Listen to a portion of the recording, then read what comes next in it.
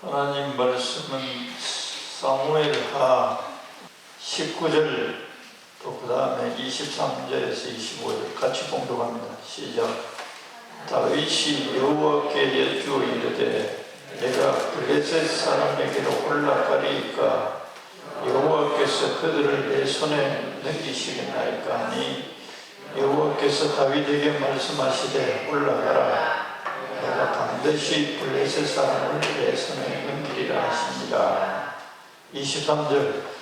다윗이 여호와께 여쭈니 이르시되 올라가지 말고 그들 뒤로 돌아서 뽕나무 숲을 맞은편에서 그들을 기습하되 뽕나무 꼭대기에서 걸음 걷는 소리가 들리거든 곧 공격하라. 그때 여호와가 너보다 앞서 나가서 블레셋 군대를 치리라 하신지라. 이에 다윗이 여호와의 명령대로 행하여 이스라엘 사람을 쳐서 게바에서 게셀까지 이르니라. 아멘. 이 시간은 찬양팀들이 찬양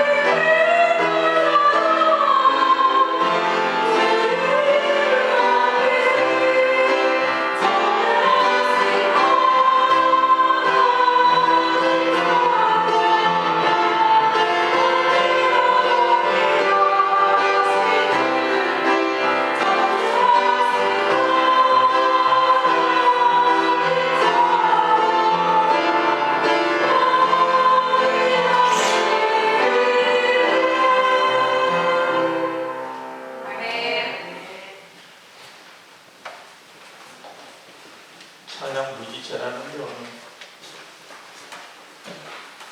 할렐루야. 하나님 찬양.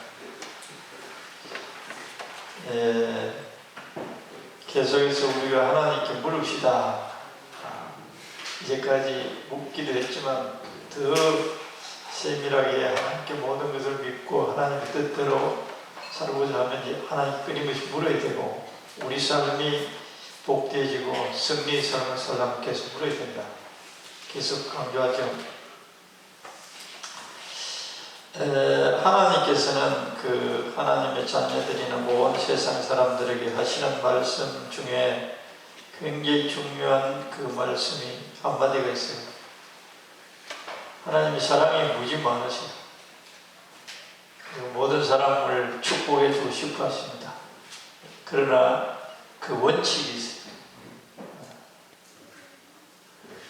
은혜라는 것은 우리가 뭘 하나님께 축복을 받을 수 있는 짓을 해서 받는 게 아니에요. 은혜는 아무것도 안 했는데도 하나님이 우리에게 축복해 주는 걸 보통 은혜라고 해요. 물건을 살려면 그 물건을 그 가게에서 나에게 주려면 우리가 돈을 지불해야 되잖아요. 그에 상응한 값을 지불해야 우리가 가질 수 있단 말이에요. 모든 관계에서도 물건 사는 거 전부 다 우리가 그 값을 지불해야 우리에게 주는 거예요. 그런데 이 은혜라는 것은 값을 지불하지 않았는데 공짜로 주는 거예요. 할렐루야. 하나님은 이 공짜로 주고 싶어 하는 것이 너무너무 많으시고, 사람들은 내가 뭐 하나님께 뭐 한 게 없는데 뭐 이렇게 해서 자기가 하나님께 뭘 안 했기 때문에 못 받을 수 없다 이런 생각을 가지기 쉬워요. 왜 그러냐? 이 세상 구조가 그렇게 되어 있고 이 세상에 그렇게 살았기 때문에 이 하나님의 세계는 완전히 별세계예요. 별세계. 이 세상이 아니에요. 하나님 세계는 하나님의 세계, 이 세상. 그래서 하나님 세계에 들어와서도 그런 것이 우리 속에 늘 끼어다니는, 내가 뭐 하나님께 한 게 없는데 이렇게 해서 은혜의 하나님을 잘 모르고 자기가 은혜를 받고자 하나님 앞에 나아가지 않을 경우가 너무 많아요. 그런데 하나님의 대원칙 가운데 하나가 은혜를 베푸시는 그 기준이 뭐냐? 겸손하면 은혜를 베푼다. 할렐루야. 겸손하면 은혜를 베푸신다. 뭐 못해도 하나님께 한 것 없어도 하나님은 하나님 앞에서 겸손한 자에게 은혜를 베푸신다. 겸손하면 하나님 은혜를 베푸신대. 근데 반면에 그 사랑이 많으시고 은혜가 많으시는 분인데도 교만하면 물리쳐버립니다. 물리쳐버립니다. 하나님 아버지 도와주세요라든가 가르쳐주세요. 교만하면 물리쳐버립니다. 물리침 받으면 되게 서운하잖아요. 밀어내고.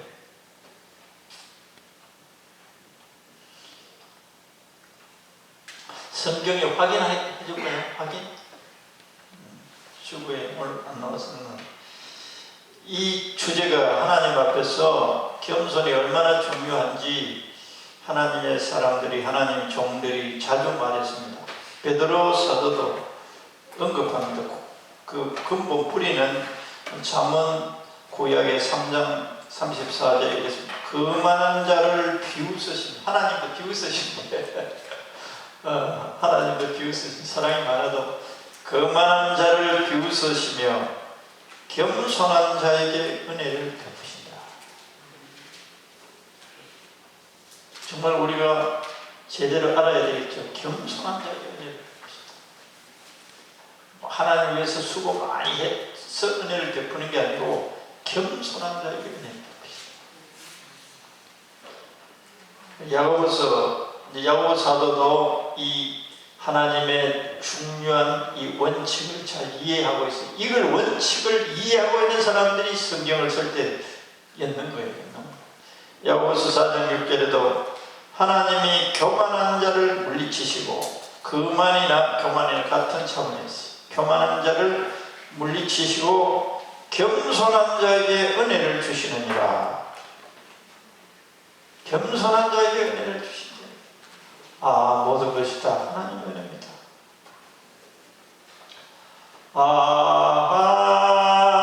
하나님의 은혜로 있을 때 없는 자 왜 구속하여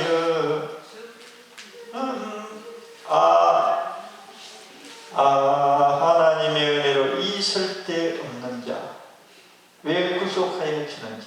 내가 하나님께 하나도 한 게 없어. 그런데 아무 설목이 없는 이 나를 구원해 주었다는 이 찬송이 아 하나님의 은혜로 있을 데 없는 자.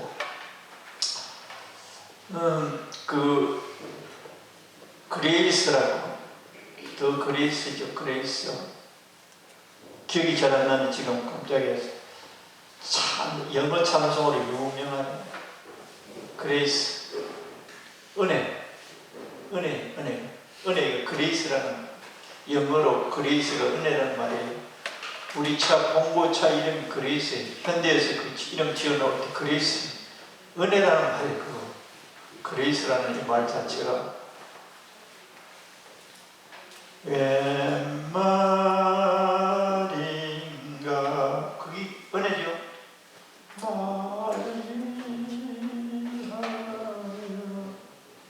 뭡니까? 잘 기억이 안 나는데. 나 같은 죄인 살리시. 어? 나 같은 죄인 살리시. 나 같은 죄인, 그 은혜. 나 같은 죄인 살리신, 살아나려고 애쓴 게 하나도 없어요. 일단 찬송에 그런 은혜, 하나님 나를 은혜를 베푸셨다, 이런 찬송 굉장히 많아요. 은혜를 아는 사람들이죠. 교만한 자를 교만한 자를 물리치시고 겸손한 자에게 은혜를 주시느니라. 또 베드로 사도도 이 하나님의 그 대원칙을 잘 이해한 거예요. 그래서 베드로전서 5장 5절에 보면 하나님이 교만한 자를 대적하신다, 물리치신다, 비웃으신다가 아니고, 여기는 더 심하게 교만한 자를 대적하신다, 원수를 치고 옵니다. 대적하시되 겸손한 자들에게는 은혜를 주시느니라. 할렐루야. 그래서 오늘 설교 제목이 겸손. 무엇이 겸손입니까, 목사님? 성경에는 어떤 사람이 겸손한 것으로 나와 있습니까? 여러분들 속에서 질문을 해야 되겠죠. 어떤 사람이 겸손한 사람입니까? 꼭 듣고 싶어요.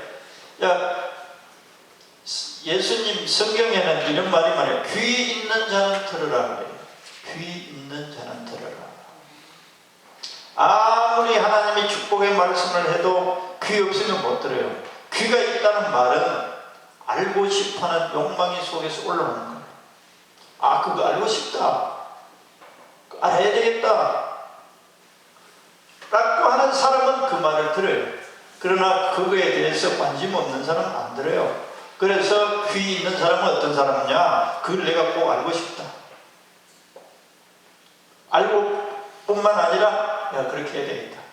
이 사람들이 귀가 있는 사람들.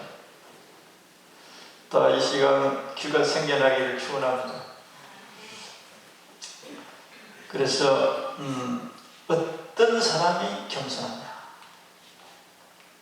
겸손의 정의가 굉장히 많아요.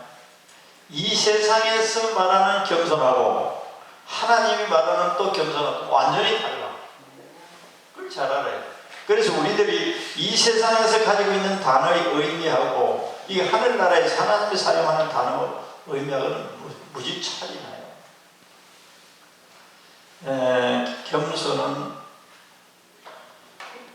쉽게 말하면 사람들이 저 사람 되게 겸손해, 잘난 척 안 하는 것. 잘난 척 하는 사람 교만한 사람. 잘난 척 하지 않는다면 저 사람이 잘난 척 할 수도 있는데 잘난 척 안 하는 거예요. 잘난 척 한다는 것은 자기가 다 알고 있다고 떠들어 붙이는 사람들. 잘난 척. 지가 뭐든 다 하는 것처럼 막 떠들어 붙인단 말이에요. 대화할 때도 아니야, 그게 내 말이, 이렇게 나가는 거예요. 그런 사람들은 잘난 척, 자기가 잘 알고 있다, 자기가 많이 알고 있다, 자기 것이 정확하다, 이렇게 주장하는 사람을 잘난 척하고 겸손하고 반대해요. 겸손은 알아도 모른 척. 난 잘 몰라. 요거만한 걸 되게 지가 다 아는 것처럼 떠들 붙인단 말이야. 근데 이 사람은 이렇게 많이 아는데도 조금 아는 같이 봐요. 겸손한 사람. 돈도 무지 많은데 돈도 별로 없는 것 같이. 다시 말하면 자기를 작게 사람들에게 나타내는 거예요. 근데 교만한 사람들은 작은 걸 가지면서 큰 것처럼 과대표적.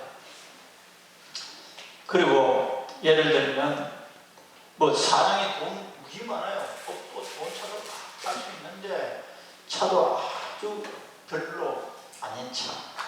옷도 좋은 옷을 입어야 되는데 별로 보통 옷을 입고 있어요. 음식을 먹어도 막 의리의리하게 먹어야 되는데 아주 보통으로 먹는다. 저 사람들이 상당히 겸손해. 주위에서 그래요. 그럽니다. 그런데 조금 있는데 되게 크게 날뛰면 교만하거나 내지나 그 사람 다 싫어요. 사람들은 겸손을 굉장히 좋아해요.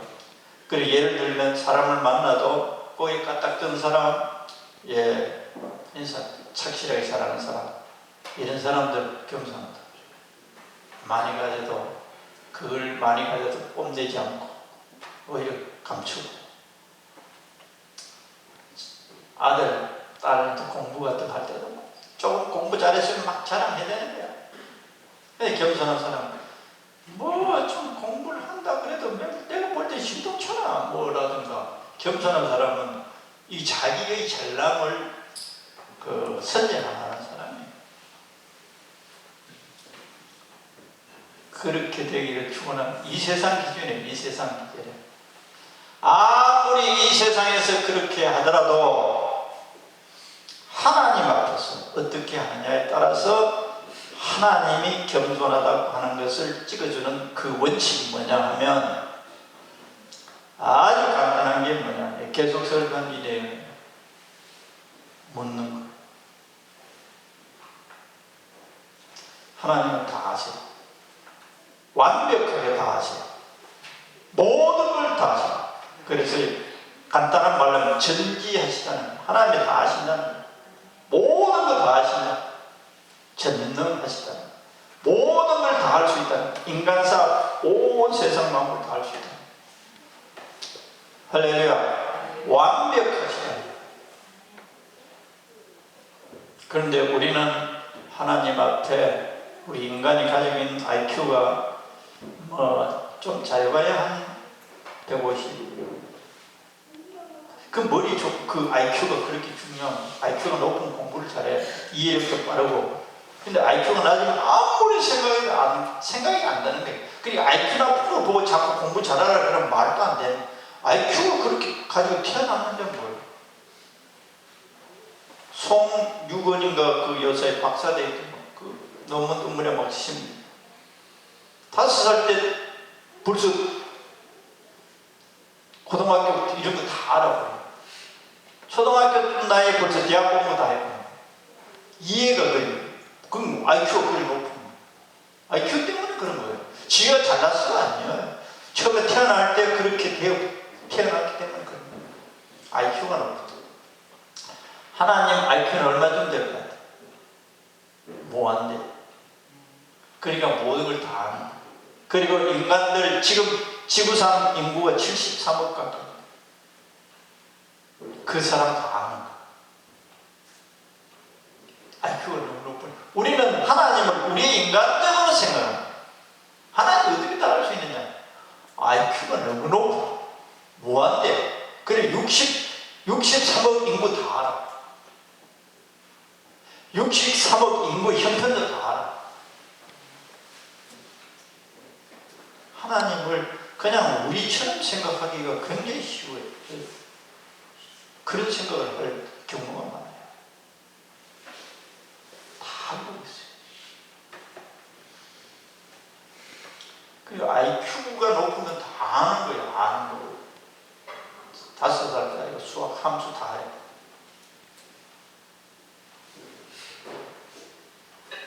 그래서 하나님은 우리 인간을 처음에 딱 만들어 놓고 하나님의 보호와 축복 속에 살게 만들어 놨어요. 그런데 하나님의 품을 우리가 마귀의 말을 듣고 떠나오고 쫓아내요. 그래서 IQ가 우리가 보통 만들어놔도 한 150, 지금 공부 좀 제법 잘한다 150인데 보통 한다면 한 110 정도 돼. 좀 공부 제법 한다 그럼 120 정도 돼. IQ 문제라니까. 아무리 죽자 싸대도 안 돼. 하나님 뭐라고 하시냐. 내가 계속 말했죠. 사울을 하나님께서 처음에 겸손해서 왕을 세워줬어요. 처음에 왕을 세우기 제비 뽑히니까 사울 그 집안이 뽑혔어요. 근데 사울이 숨어버립니다. 자기는 왕이 될 자격이 없다고 숨어버립니다. 그리고 사람들이 온들 찾아다녀요. 겨우 찾아내가지고 하나님도 왕식이 났다. 그래서 선택했어요. 그 당시에는 굉장히 겸손했어요. 그랬어요. 그런데 왕이 됐어요. 교만 방지하기. 교만하다는 것은 하나님께 안 묻는 거예요. 정말 우리들이 꼭 기억해야 될 것이 하나님께 안 묻는 거예요. 지 맘대로. 지 맘대로 하는 일이 성공할 수 있겠어요? 할 수가 없어요. 첫째, 자기가 하는 것이 정확하게 모르니까 할 수가 없어요. 성공하는 길을 모르는 거예요. 정확하게 성공하는 길을 몰라. 하나님은 우리들이 성공할 수 있는 길을 알고 계세요. 할렐루야. 그러니까 묻지 않고 지 맘대로. 그래서 전번에 확실하게 전했죠. 사울은 하나님께 묻지 않으로 죽임을 당하였고, 그래서 우리들이 사울 죽고 난 다음에 하나님의 법궤를 가지고 찾아서 하나님 앞에, 그때 이제 법궤가 눈에 보이는 하나님께 묻으려고 법궤를 가져요. 겸손은 무한대하신 IQ를 가지신 하나님께 묻는 것. 묻는 것만큼 겸손하다고 말할 수 있어요. 안 묻는 것만큼 교만하다고 말할 수 있어요. 할렐루야. 심각한 문제. 예수 믿어도 거의 자기 생각대로 자기의 꿈과 자기 목표를 세워놓고, 목표나 꿈도 전부 다 하나님께 묻고 목표를 세워야 됩니다. 묻고, 너에게는 그것이 적당한 것이야. 하나님 무엇을 할까요? 어떻게 할까요? 물어야 돼요. 안 묻고 사람들이 하는 말을 따라서 자기의 생각대로 하면 하나님을 우습게 여기는 사람, 교만한 사람. 전지하신 하나님 다 알고 계시고, 또 하나님은 우리들이 예수를 진짜 영접하고 하나님의 자녀가 되었다면 하나님의 것이에요. 하나님의 것이에요. 내 인생이 몇 개 아니에요. 그런데 이것이 예수 믿고도 수년 동안, 수십 년 가도 이것이 변화 안 되면 이게 큰 문제예요. 내 인생은 몇 개 아닙니다. 하나님의 것이에요. 이게 제대로 바뀌어야 돼요. 이게 바뀌지 않으면 도둑놈들이에요. 근본적으로 도둑놈들. 하나님의 것인데 자기 것이라고 하니까 도둑놈들. 이 근본적으로 틀린 거예요. 그래서 이게 하나님과 우리 사이에 보조가 맞지 않는 거예요. 근본적으로 윤리적으로 뭐 좀 이런 죄의 차원이 아니에요. 근본적인 죄의 뿌리가 여기 있어요. 내가 하나님의 것인데 내 거를 여기는 것이 하나님과 보조를 맞출 수 없는 거예요. 하나님과 진정을 동행할 수 없는 거예요. 임마누엘 하나님을 경험하지 못하는 거예요. 그 문제가 여기에 되니까. 그냥 당신들 원하시는 대로 기도, 우리 목표 세워놓고 우리의 소원 늘 아래고, 이거 아니에요. 그러니까 하나님이 나와 동행하시는 것을 잘 모르는 거예요. 그래, 예수 믿어도 답답하고 예수 믿어도 안 믿으나 별 차이 없는 같이 사는 거예요. 그러니까 이 복음이 복음으로 이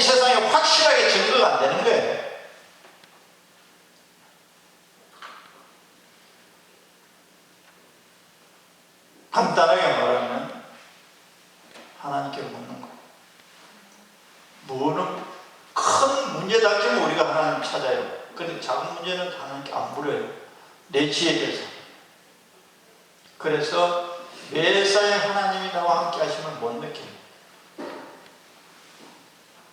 우리가 인생을 살아가는데 큰 문제만 가끔 몇 년 만에 툭툭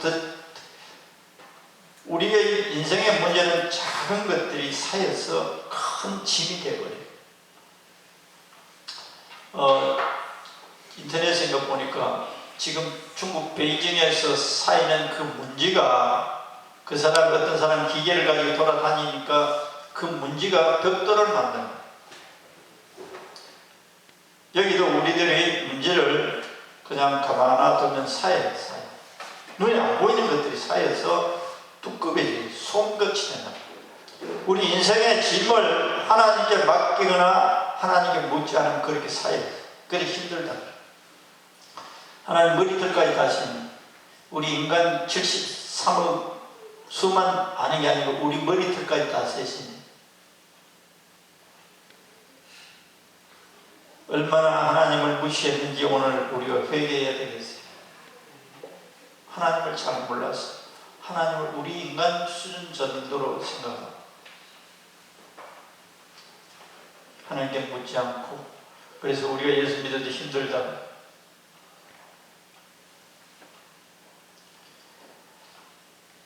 하나님께 묻고 하나님께 행하면 하나님이 책임져 주셔야 돼요. 그런데 하나님께 우리가 이제 알아야 될 것이 뭐냐 하면 하나님이 그렇게까지 세밀하게 우리에게 가르쳐 주시는 분이신 것을 우리들이 잘 몰랐어요 라고 이제 우리가 고백해야죠. 하나님 그렇게 세밀하신 걸 잘 몰랐어요. 무지했어요. 그 회개합니다. 그래서 하나님은 머리털까지 세고 계십니다.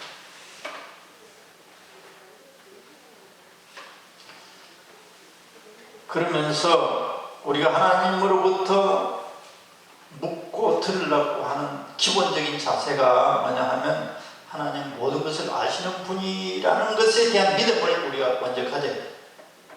하나님은 전지하시다에 대한 막연한 말이 아니라 모든 삶에 하나님의 자녀들의 모든 것을 다 알고 계시는 분이시다라는 것을 믿어야 돼요. 믿어야 돼요.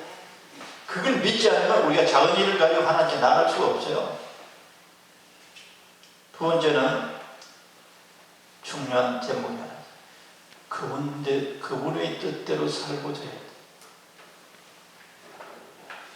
음성을 호기심에 의해서 듣고자 하는 것이 아니고 어려운 문제의 해답만 알고자 하는 게 아니고 하나님의 뜻대로 살고자 하는 마음을 가지고 그분이 말씀하는 대로 살겠다는 결단이 우리 속에 있어야 돼요. 이해되십니까? 그냥 호기심으로 내가 어려울 때 문제 해결책만 듣는 하나님 말씀이 아니고 내가 하나님이 말씀해 주시는 말씀대로 살겠다 하는 그 믿음을 가지고 있어요. 하나님과 소통되려면 하나님께서도 하나님 자녀들이 하나님 말씀해 주면 듣다가도 언제부터 안 해주셔요. 하나님이 우리에게 요구한 것을 거절하거나 안 들으면 그러면 하나님 말씀 안 해줘요. 침묵. 굉장히 중요합니다. 아무리 기도해도 안 들려. 하나님 아버지 왜 이러십니까? 간절하게 그 사실을 알고자 해야 돼. 성경적으로 말하면 솔로몬에게 경고를 했어요. 구처들의 말을 듣고 이스라엘 나라 곳곳에 우상을 세웠어요. 성경에 보면 두 번이나 꿈인지 생신지 말했다. 안 들은. 그 다음에 하나님 말씀 안 해요. 징계가 기다렸어요. 이 나라를 두 쪽으로 나눌 것이다. 내가 두 번이나 말했는데 위험차고 위험찬 분의 말을 두 번이나 말을 안 했어요. 두 번이나 말했는데 안 들어봅니다. 하나님 그 이상 말하면 말 안 듣는데 말을 합니까? 안 해요. 하나님은 두 번도 많이 말해요. 한 번 딱 말해 안 들어요. 그래 한 번 더 했어. 그래도 안 들으면 그냥 말 안 해. 말 안 해. 그리고 징계를 해. 첫째는 하나님은 모든 걸 아시는 분이라는 데 대한 믿음, 그리고 그분의 뜻대로 하겠다는 마음. 왜냐? 근본적인 우리 신앙이 진짜 우리의 신앙이 근본적으로 탄탄한 데 쓰려면 뭐 해야 되느냐? 나는 하나님의 것이다. 할렐루야. 나는 하나님의 것이다. 이 신앙이 진짜 신앙의 뿌리가 기초예요. 기초. 수년 돼도 이게 뿌리를 안 받고 있는 거예요. 나는 하나님의 것이다. 그리고 나는 하나님의 자녀다. 그 사람 천국 갈까 지옥 갈까 염려하겠어요? 내가 하나님 자녀다. 내가 하나님 것이다. 뭐 천국을 갈 수 있는지 안 갈 수 있는지 이런 건 신앙이 아니에요. 신앙이 아니에요. 그냥 무속신앙에 불과한 거예요. 내가 하나님의 자녀. 나는 하나님의 것이에요. 그런데 무슨 천국에 갈 수 있다, 안 갈 수 있다, 이런 혼란 속에 있을 수 있어요. 그리고 하나님 것이니까 하나님의 뜻대로, 하나님이 우리를 향한 뜻은 최선의 것이. 할렐루야. 최선의 것을 당신의 것에게 나에게 가장 적절하고 최선의 것을 주시고자 하십니다. 우리가 요구하지 않아도 하나님 우리들의 최선을 다 알고 계세요. 여기에 대한 신뢰가 있어요. 여기에 대한 신뢰가 있어요. 하나님은 최선의 것을 주십니다.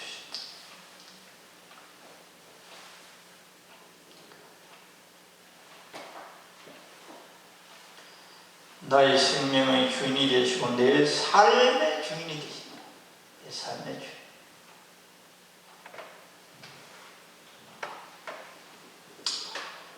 이런 전제하에서 하나님 앞에, 예를 들면 현서 수학 문제 잘 안 풀려. 1시간 이상 함수가 잘 안 풀려. 1시간 정도 하나님 다 아시잖아요. 이거 함수 우리는 복잡해도 하나님은 다 알고 계시잖아요. 이거 풀릴 수 있는 이해력을 주세요. 1시간 이상 어떤 문제를 가지고 기도해 본 적이 있나? 한 번도 없지. 그러니까 우리가 하나님을 믿어도 거의 근성으로 믿어요. 하나님 진심으로 진짜 믿는 사람을 찾고 있어요. 앞으로 내가 오늘 설교하는 잘 들어. 3시간 공부했잖아. 3시간 공부해가 시험 쳐봤어. 80점 받았어. 3시간 중에 공부하면서 1시간 기도를 하고 2시간 공부. 그리고 시험 쳐봤어. 테스트 해보라. 한 번도 안 해봤지. 그러니까 우리가 하나님을 믿어도 너무 근성으로, 그래서 진짜 살아계신 하나님을 체험 못하는 거야. 이것도 아니고 저것도 아니고. 그러면 어떤 이해력을 도와줘. 실험해봐라. 전도사님의 교사들 실험해야 돼. 우리 삶에 다 적용해봐야 돼. 성령 하나님은 모든 것을 가르쳐줘요. 하나님 수학 몰라? 함수 몰라? 다 아세요. 모르는 게 없어.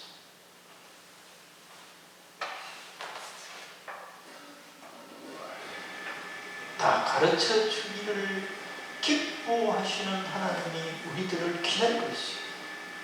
어떤 사람에게 가르쳐주냐? 겸손한 사람, 없는 사람. 여기 오늘 표현이 뭐 여쭙는다 그래요. 여쭙는다. 이 말이 이 목사님께 여쭤보고 우리 엄마에게 여쭤보고 이 말은 상당히 경어적이고 높인다. 그냥 묻는다 하고 여쭌다 하고는 차원이 달라요. 여쭙는 대상에 대한 존경심을 나타내는 표현. 하나님도 여쭤보고,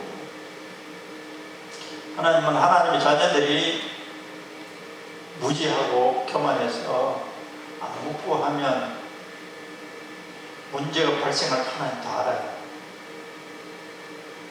이 예를 하나 드릴게요. 벌써 시간이 후딱 지나고, 한 10년 전인가 포항에서 울릉도 여객 배로 사람들 왔다 갔다 하는, 근데 그때 10년 전이면 지금은 없어졌는 모양이에요. 헬리콥터를 가지고, 여객 헬리콥터가 있어요. 10명, 20명, 30명 태우는 헬리콥터가 있어요. 그래서 이제 어디 국가에서 그 급한 환자들이나 이런 거, 또 아니면 급한 사람들 돈 많이 내고 가도록 헬리콥터를 개설했는데, 그때 개통할 때 지금은 좀 중년 아줌마인데 이분이 감정이 뭐냐 하면 자기가 대학 때 친구들하고 그 개통하는데 표를 다 샀대. 예약 다 했대. 그런데 자기는 그날 급한 일이 생겨 도저히 못 가요. 못 갔어. 그 비행기가 어떻게 됐냐? 사고 나서 사람들이 다 죽었는지 아니면 그 기록이 없더라. 물이 빠졌고.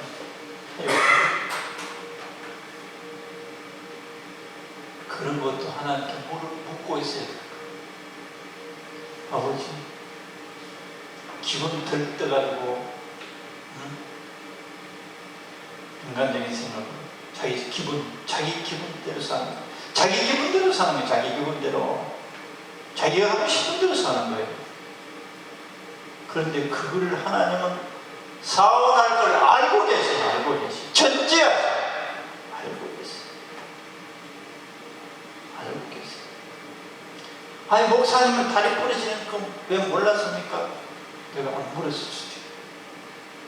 그날 내가 항상 이쪽으로 저녁 무렵에 기도하다가 이렇게 산책을 했는데 이상하게 글로 자꾸 가고 싶은 거예요. 좀 길게 가고 싶은 거예요. 한 번도 글로 잘 안 갔는데 딱 가다가 걸려요.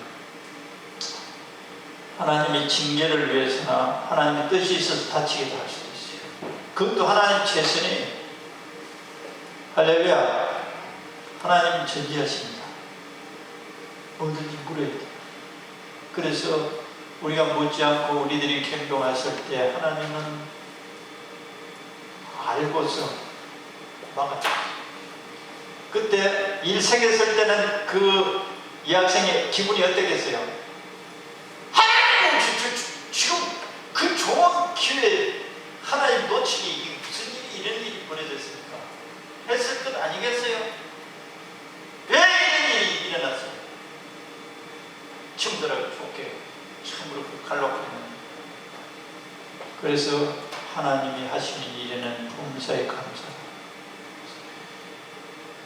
우리는 한 치 앞도 모르는 존재라는 사실.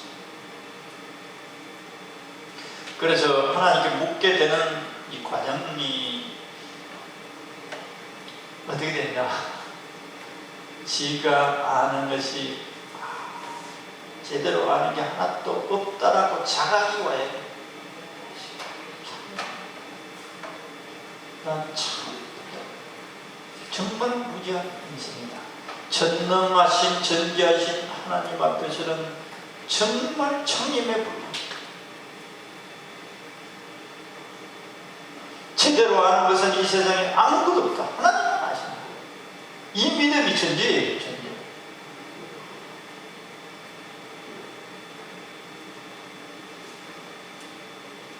또 하나 더 이야기. 여기 옛날에 몇 번 했던 것 같아요.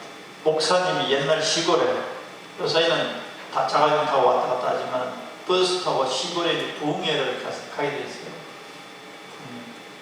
시골 교회에서 초청해서 가는데 버스를 타고 지금 시골 산길을 가는데 어떤 아줌마가 타더니 쫑글쫑글 방언을 막 하는 거예요. 그래서 사람들이 옆에서 이상하게 다 눈초리를 저기 무슨 미쳤나. 대낮에, 붉은 대낮에 버스에 타는지 쫑쫑 미쳤다 그랬다. 이 자기는 이제 목사님 앞에 예수를 믿으니까 저 방언한다는 걸 알게 된 거예요. 저런 사람들 때문에 이게 말이야. 우리 기독교가 사람들보다 손가락이나 이게 좀 기도를 해 좀 얌전하게 하지. 지금 뭐냐. 속으로 이제 이렇게 하고 가는데 조금 가더니 쫑글쫑글 하던 그 아줌마가 아이고 기사님 좀 내려달라는 버스 서는 데 아니에요. 그냥 내려. 조금 가더니 운전수가 막 욕을 하는 거예요. 여기 내리는 차례도 아닌데 왜 여기 내려달라고. 탈 때는 언제 타고. 그렇게 피찬다고 이 사람 내려버렸어요. 근데 조금 가다가 이 차가 산에서 구불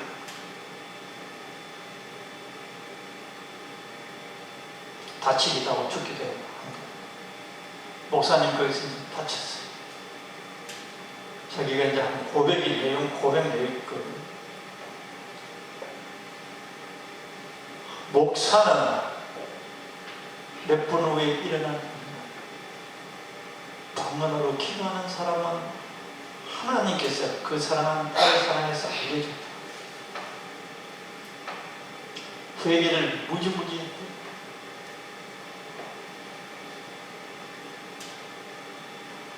성령께서 다 가르쳐준다고 그려놨어요. 요한복음 14장 16절 진짜 오케이.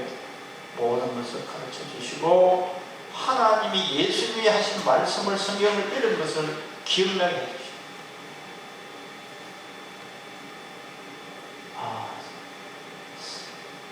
하나님께 늘 기도하면 하나님과 나 사이에 감동이 오고 감동이 우리에게 감동으로 우리에게 역사해요. 감동이 뭐냐? 불안해. 왠지 불안해. 왠지 평안해. 찬양하고 하나님을 예배하고 나도 마찬가지 새벽기도 이거 찬양하고 예배하고 설교 전부하고 딱 앉아 기도하면 미일은 안 돼요. 성령이 나에게 하시는 말씀이 샘물같이 막 기억나요. 하나님의 말씀이 살아있는 말씀을 들려줘요. 감동. 성령이 그 집사님 같아요. 감동. 차 사고 난다라고 하면 그 누가 믿어주겠어요? 미쳤다 그러지.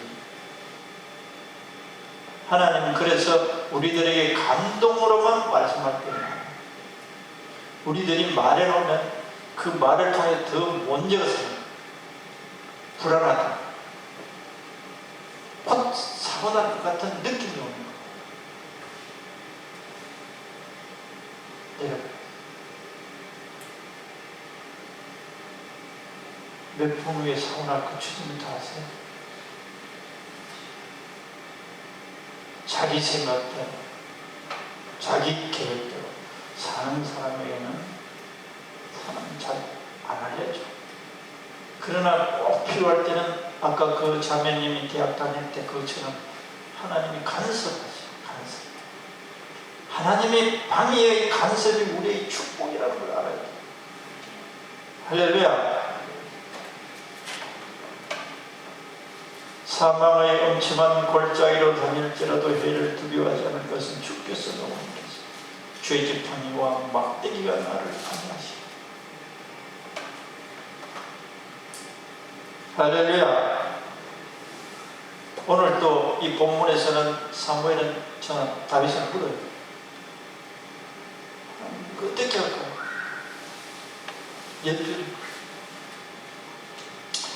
여기는 이제 전쟁을 치는데 한 가지 승리하는 방법을 알려줬어요.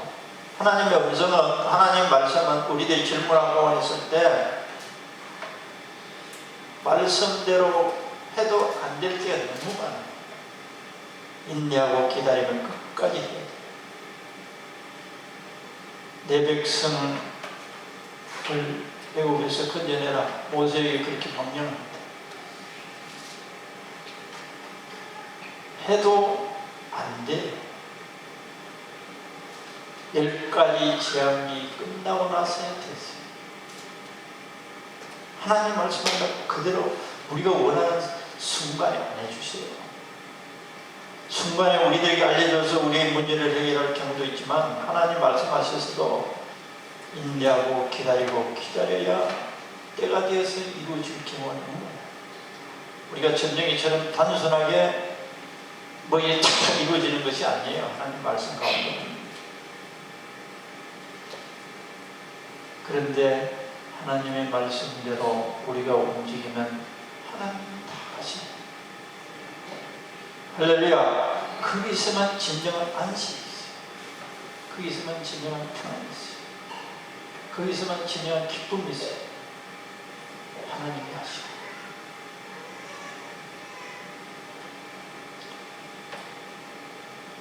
하나님의 말씀 해줬는데도 듣지 않아서는 막혀. 회복해. 하나님으로 인하여 내 마음속에 성령님이 주시는 기쁨이 충만했는데 없어져 버렸어. 내가 하나님의 말씀을 안 듣고 있는 부분을 알려달라고.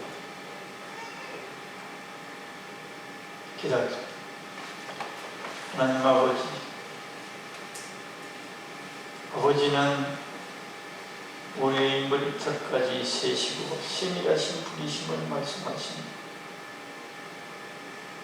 살아계신 전능과 전지하신 아버지는 우리들이 미련하고 무지하여서 하나님 아버지를 하나님을 우리 인간 수준의 IQ를 가지고 있는 것처럼 착각하며 전지하신 하나님께 묻지 않고 내가 계획을 세우고 내 뜻을 이루어달라고 무지하게 하나님을 졸랐던 우리들의 미련함과 무지함을 용서하옵소서. 같이 통성 기도하겠습니다. 각자가 하시는 말씀.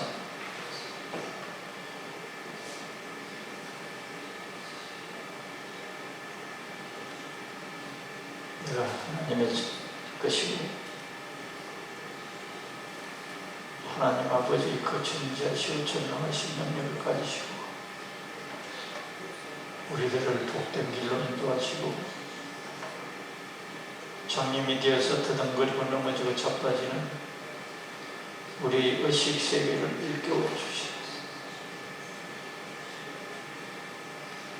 우리들이 하나님께 여쭐 때 우리 자신들이 얼마나 무지한지 깨닫게 하시고 하나님께 묻지 않고 도움을 진정으로 구하지 않고 공부하였거나 근성으로 하나님을 대했던 우리 모든 불충함을 용서옵소서. 그리고 하나님을 원망하고 내 뜻대로 해주지 않는다고 하나님을 원망하였습니다.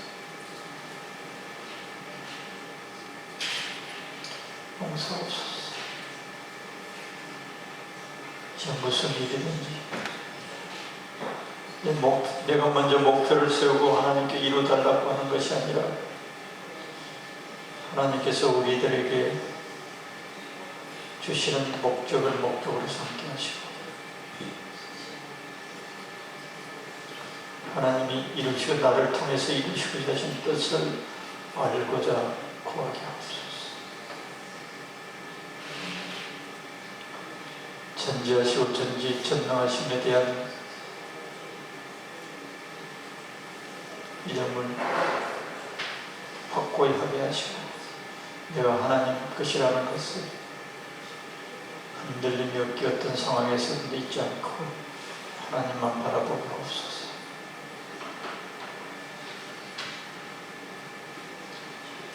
예수님 이름으로 기도드려옵나이다. 아멘.